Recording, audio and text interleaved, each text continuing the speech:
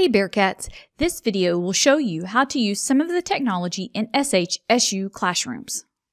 Document cameras sit on a surface and point down at a document that students can see while faculty displays, works on, or annotates the document. Also, many document cameras are connected directly to a computer, which allows those learning in a remote environment to see the same thing as those in the classroom see.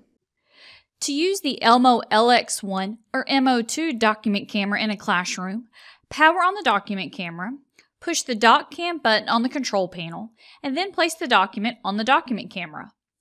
This will display the document on the projector screen.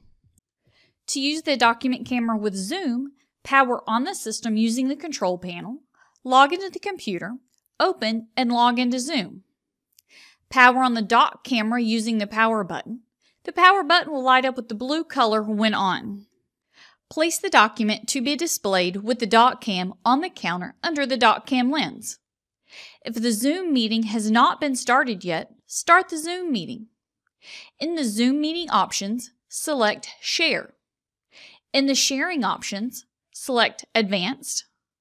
Select Content from second camera, then select Share. The Doc Cam will now be shared. Once you no longer need the Doc Cam, stop sharing the screen in Zoom.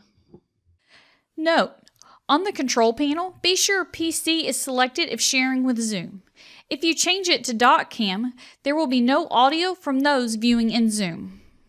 Thanks for watching, Bearcats. Check out our other videos in the Classroom Technology series for assistance with other classroom technology. As always, if you need additional help, contact our IT at SAM service desk at 936-294-1950. Thanks and have a great day.